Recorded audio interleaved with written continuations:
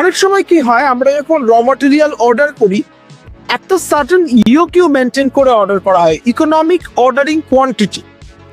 এই ইও Q Q কথাটি থেকে এসছে কিউ সিস্টেম, যেখানে আমরা সার্টেনলি ওই পার্টিকুলার অ্যারেঞ্জমেন্ট যাওয়ার পর্যন্ত অর্ডারটাকে হোল্ড করি।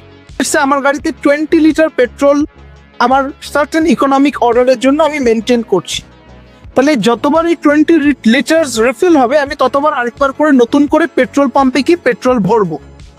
এইটা হচ্ছে একটা পদ্ধতি, এটা হয়ে গেল কিউ সিস্টেম।